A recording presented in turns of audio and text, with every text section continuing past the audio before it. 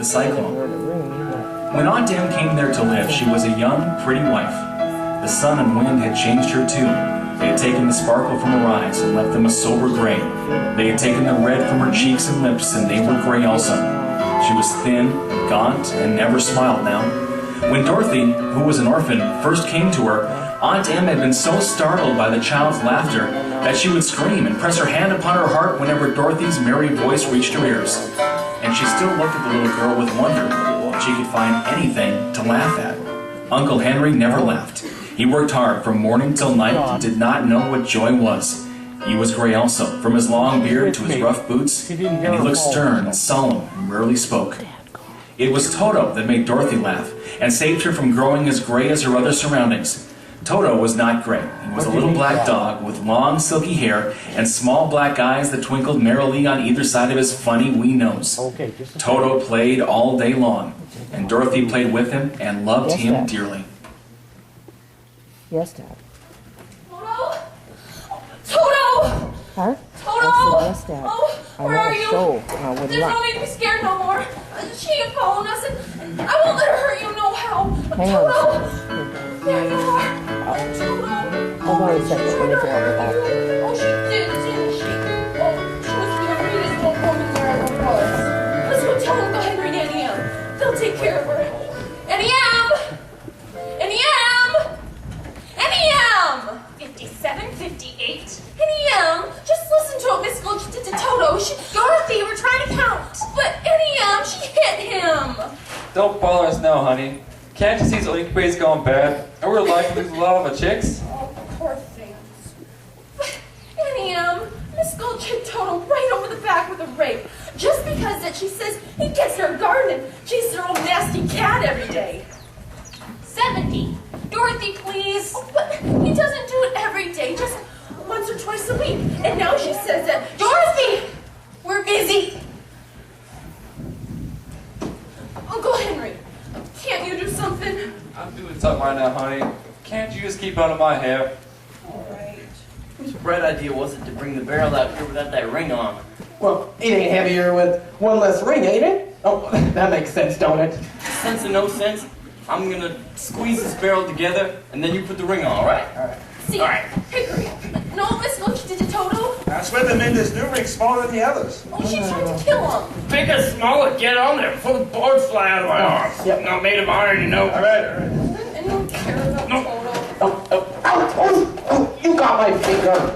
What am I gonna do about Miss Gulch? Oh, you ain't using your head about Miss Gulch. Ain't you got any brains? Oh, sure I have brains. Well, why don't you go and use them? Oh, next time you come home, don't go by Miss Gulch's place, and Toto will get in her garden. You see? Quick, just stand there. Please jump there and swing it. We got a parcel open hall full of weather turrets. Yep. See, what am I gonna do about Miss Gulch? Well, for a start, kid, you wanted that old goat Jimpa try to buffalo you. And she ain't nothing to be afraid of. You just gotta stand up to her. That's all. With a little courage and a little grit. Well, I'm not afraid of Well, her. that's what I wanted to hear. You walk up with the chest puffed out, head up tall. Next time she squats, you just stroll right up to her and spin her in the eye. That's what I'd do. You really? Sure I would. But this time, you gotta walk tall, shoot straight. And then you got no reason to be afraid of anything and nobody.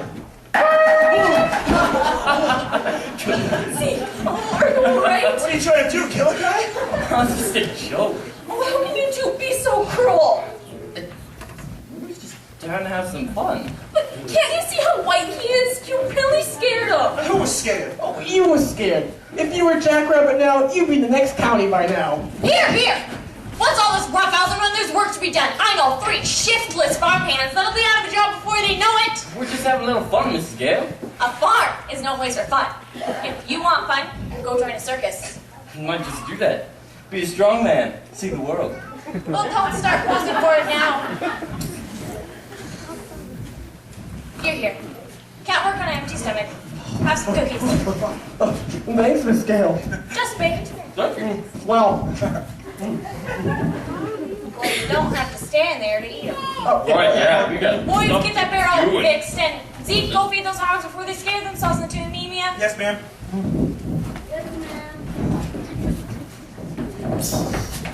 Anyhow, really, you know what Miss Gulch did to Toto.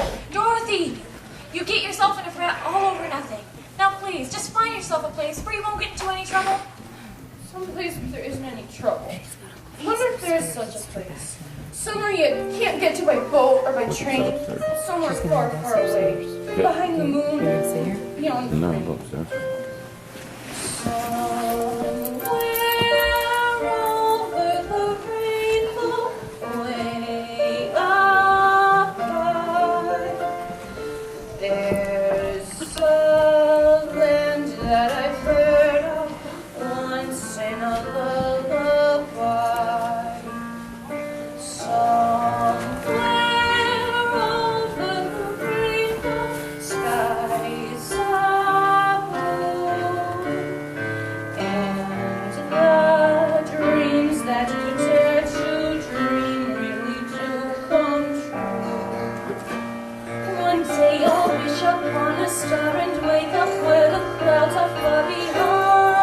I wish I'd make up my mind for him. Where trouble smells like lemon drops away above the chimney tops. That's where you'll find me. Somewhere over the rainbow, birds fly.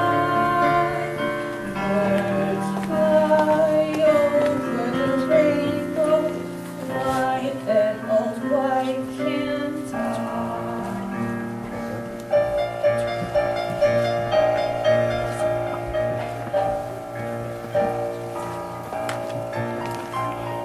If happy little bluebirds fly beyond the rainbow, why, oh, why can't I?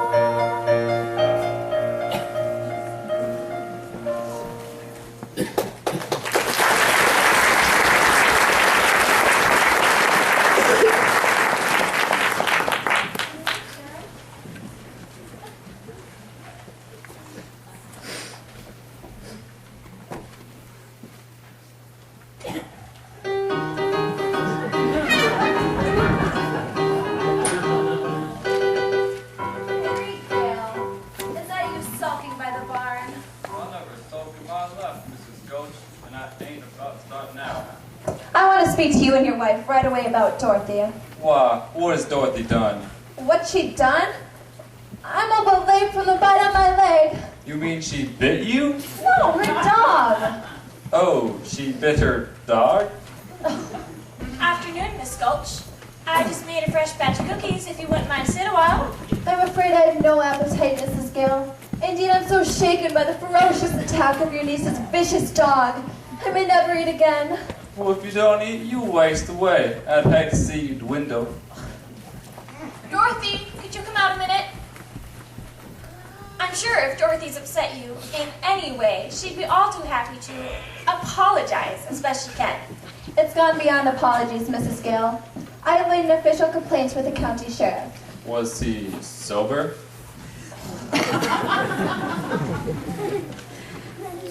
Dorothy, Mrs. Gulch here seems very upset. That dog is a menace to the community. That's not true! As an act of public service, young woman, I'm taking that dog to the sheriff to make sure he's destroyed. Destroyed?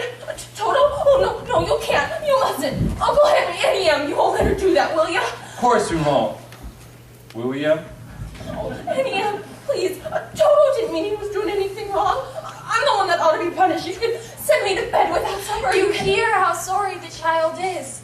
Surely, if she promises to give your place a wide berth. If you don't hand that dog over, I'll bring a damage to you that'll take your whole farm. There's a law protecting folks against dogs that bite. Well, how would it be if she kept him tied up? He's really gentle. With gentle people, that is. Well, that's for the sheriff to decide. Here's his order allowing me to take him. Unless you want to go against the law. Well, What's it say, Henry? just what she says. You gotta hammer with Dorothy. No! Now you're saying reason. Here's what I'm taking him in, so he can't attack me again. Oh, no, you wicked old witch. Oh, I'll bite you myself. Dorothy! Uncle Henry, Annie M, don't let her take Toto. Oh, don't let her take Dorothy. It's no